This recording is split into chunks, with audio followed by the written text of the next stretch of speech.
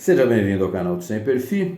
Pessoal, eu vou contar uma história baseada em fatos e uma piada, depois eu entro no assunto do vídeo, tudo bem? Um amigo meu foi meu professor e depois se tornou um amigo meu lá quando eu morava em Santos e fazia cursos na diretoria de portos e costas para poderem pilotar as embarcações do Corpo de Bombeiros.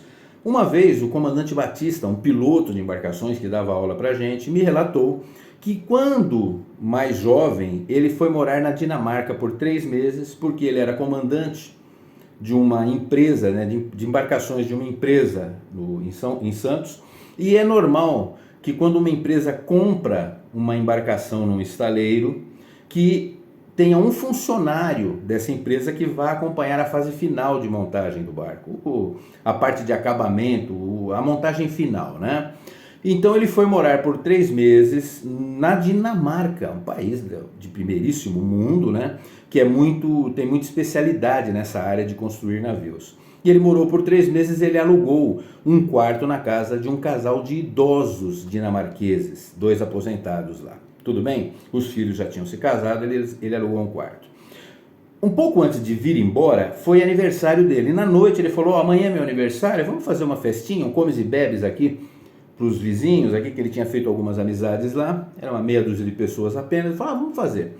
E aí ele saiu de manhã para trabalhar e a senhora já saiu imediatamente para comprar itens para fazer a festinha ali para os amigos particulares do brasileiro ali, deles ali naquela vizinhança. Eram poucas pessoas, segundo ele.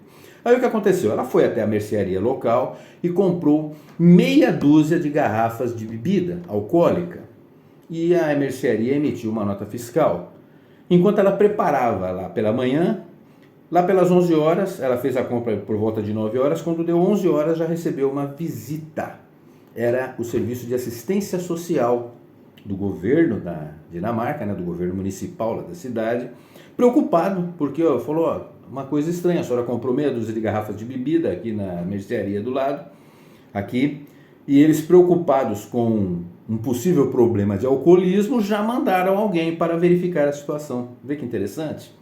Aí ela relatou, não é nada disso, aqui é um brasileiro que está aqui morando com a gente, que ele está trabalhando aqui no estaleiro que fica aqui a 200 metros aqui, é só isso, nós vamos fazer uma festinha de aniversário para ele hoje à noite e só isso, e relatou. Então tudo bem, tchau, até mais, boa festa, até amanhã. Até mais, né? Desculpa, até amanhã não. Aí foram embora, ela continuou preparando as coisas, no meio da tarde recebeu outra visita já, o departamento de receita lá, falou, olha, nós recebemos um relatório do pessoal da prefeitura aqui, Serviço de Assistência Social, que a senhora está com um brasileiro morando aqui e tal, e locou um quarto da senhora. Ela falou, é verdade, e aí? Ela falou assim, que a senhora não relatou isso, a senhora não está pagando, recolhendo imposto. Falou, nossa, eu tinha que fazer isso? Ele falou, a senhora tinha que comunicar e pagar imposto. Falou, não, eu não sabia. Falou, mas tem e tal, e já fez uma notificação para ela regularizar a situação. Vê que coisa. Como o Estado funciona bem ali, né? E assim, ele disse que quando chegou lá eles estavam chateados com a situação, mas que ele falou, não, eu pago essa multa, não tem problema, ele deu lá uma diferença para compensar isso que eles não sabiam. Mas você vê que legal como funciona bem o Estado na Dinamarca, né? É um país de primeiríssimo mundo, deve estar melhor ainda, porque isso aconteceu há muitos anos, tá? Bom, isso é a história. E tem a piada, né? A piada é o seguinte, um cara morreu, né? Ele é brasileiro, mas ele foi para Londres para trabalhar e morreu lá num acidente de automóvel em Londres e foi para o inferno, porque ele não era uma pessoa muito boa, né? Ele era um esquerdista, foi para o inferno. Aí ele chegando lá no inferno, ele se deparou com uma situação que diariamente ele tinha que comer 10 latas de merda e levar 100 chibatadas todos os dias, antes de seguir para o dia a dia lá de trabalho dele. Aí ele todo dia essa mesma cena, tinha que ir lá pro departamento do inferno lá e comer 10 latas de merda e levar 100 chibatadas. Depois continuava a pagar os pecados no inferno. Aí um dia ele estava lá comendo a merda dele, ele fez uma reclamação em português e um cara do lado falou, você fala português? Por quê? Ele falou, que eu sou brasileiro, eu morava em Londres, mas eu sou brasileiro, né? Ele falou, mas então por que você não pede para ir para o inferno brasileiro? Ele falou, eu nem sabia que existia isso, tem diferentes infernos? Ele falou, tem, aqui é o inferno em inglês. Você veio para cá porque acharam que você era inglês, mas você é brasileiro, você pode pedir para ir para o inferno brasileiro. E ele falou, mas qual é a diferença afinal? Ele falou, lá você tem que comer 100 latas de merda e levar 1000 chibatadas por dia. E aí depois segue o dia normal, mas é o inferno brasileiro. Se eu fosse você, eu ia para lá. Ele falou, mas que vantagem que eu levo, né? A pena lá é 10 vezes maior. Ele falou, isso é verdade, só que lá tem uma coisa. Lá os diabos volta e meia fazem greve, quase todos os dias estão de greve, não vão lá para dar as chibatadas. Se ele for, você pode dar uma propinazinha para ele e não levar as chibatadas. E como lá a organização é uma bagunça, um dia falta merda, quando tem merda falta latinha, e você nunca tem que comer a merda. Ó, que legal. A coisa lá é bem melhor, apesar de a princípio ser pior. E aí ele foi feliz da vida e se transferiu para o inferno brasileiro, que é bem parecido com o nosso inferno aqui, né? Um dia falta merda, outro dia falta lata, no outro dia o diabo está de greve e não vem trabalhar. Então, dito isso, vamos entrar no que realmente interessa, né? Tivemos a reforma tributária, né? Eu vi um post aqui do perfil Incensurável no X, e eu vou ler aqui que é muito interessante. Olha, quando o assunto é Estado, impostos e serviços, há basicamente duas opções que funcionam com as devidas ressalvas. As duas opções que funcionam. A opção 1, carga tributária muito baixa, favorecendo o empreendedorismo, um capitalismo de fato, onde as pessoas precisam prosperar com seu trabalho e não pode contar com o Estado para quase nada, mas com a vantagem de poderem manter quase todos os seus ganhos para si.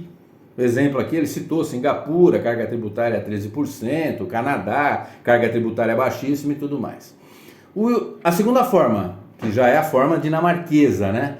Carga tributária alta com Estado imenso, provendo serviços como educação em todos os níveis, saúde, segurança, o famoso estado de bem-estar social, muito comum nos países nórdicos. São países que enriqueceram previamente com bastante liberdade econômica e que foram migrando para um modelo mais socialista, que só funciona pela enorme riqueza acumulada, com população em geral culta, pequena, educada e honesta.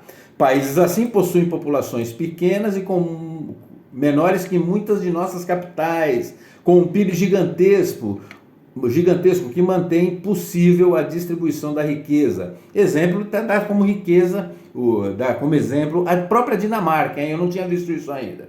Então tá aqui, os dois modelos que funcionam. É o modelo de pouquíssima carga tributária, retorno quase nada, mas pelo menos o dinheiro fica com você.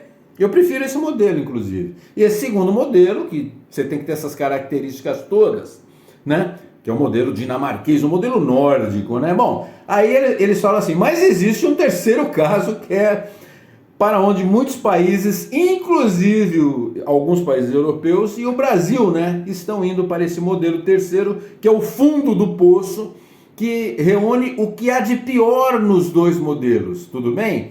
Então, onde você paga uma carga tributária monstruosa, aquela do modelo 2, né, você paga uma carga tributária imensa e recebe o quase nada do modelo 1, né? Então é um absurdo completo, né? Esse modelo. O resultado final e inevitável desse modelo é a pobreza geral, com uma pequena casta sugando toda a riqueza. Basicamente, ele descreveu aqui um país socialista. Logo em seguida vem o IVA no mundo, né? O Imposto sobre Valor Agregado, né? Onde temos que na Hungria temos o país que tem a maior carga tributária do mundo, depois tem o Brasil. Só que agora nós estávamos na segunda posição e agora nós estamos querendo passar a Hungria e chegar na primeira posição. E vamos conseguir chegar no topo graças ao desgoverno, graças ao taxate. Aí vem Dinamarca com 25, Noruega com 25, Suécia com 25, Finlândia com 24. Olha aí os países, olha aí onde estão os países nórdicos, né? Aí você vê no meio da tabela aqui, olha, Espanha, Lituânia, Holanda, Áustria, Estônia, e lá no final, né, no modelo 1, ó, Canadá com 5%, Suíça 7,7%, Coreia do Sul 10%, Japão 10%. Então, você vê aí nitidamente o modelo 1, onde você paga pouco imposto e, portanto, recebe pouco retorno, mas você fica com o dinheiro na mão para gastar você mesmo, você que decide como você vai levar a sua vida. Esse é o modelo que eu prefiro, por sinal. Agora, tem o modelo 2, que a gente mostrou, que eu falei, é o modelo do nórdico, né? Você tem um enorme retorno, porque você paga uma carga tributária monstruosa, tem um enorme retorno por isso, mas isso em condições muito especiais, é uma população culta, uma população pequena, um PIB monstruoso em relação à população, né? O PIB per capita, então aí dá. Agora, o modelo para o qual nós estamos caminhando, e vamos conseguir chegar lá, que é, vamos ter o maior imposto do mundo, a maior carga tributária do mundo, com o retorno que nós conhecemos, o retorno quase nulo que temos aqui, né? Você vê que coisa interessante? Nos países como Canadá, Suíça, Coreia do Sul, que são os que têm a menor carga tributária, o retorno chega a ser muito maior. Eu conheço gente que mora nesses países aqui. O retorno, apesar deles pegarem pouco imposto na carga tributária, é muito maior do que o retorno que temos aqui, que é quase nulo, né? Então nós somos um paquiderme estatal, temos um paquiderme estatal, e quando entra um governo socialista a coisa piora e muito. E infelizmente nesse desgoverno, no anterior nós tivemos uma diminuição da carga tributária, uma diminuição do tamanho do Estado, mas agora voltou tudo, o Brasil voltou, teremos o maior imposto do mundo, né? E um dos piores retornos do mundo. Parabéns, parabéns a todo você que fez o L e vocês que ajudaram isso a acontecer, porque a gente já sabia. E essa é a grande diferença. Eu respeito quem goste ou não goste do Jair Bolsonaro, quem goste ou não goste do Lula, mas o problema, como eu sempre falo, é o modelo. O modelo é que faz toda a diferença. Nós sabíamos que o modelo que seria implantado no Brasil seria esse. Nós avisamos. Vocês não ouviram porque não desejaram ouvir. Tem até aquele amigo meu, né, advogado, que acha que policial militar não é militar, que anda postando aí, né, no seu stories, né, oh, para de falar besteira, Lula, senão o dólar não adianta, cara. Você fez o L com força e você tinha obrigação de saber que seria uma péssima solução para o país. Parabéns a todos vocês que ajudaram o Brasil a estar nesse terceiro modelo, um modelo de total ineficiência, um modelo terrível que é o fundo do poço, tá bom? É isso daí. Até a próxima, pessoal.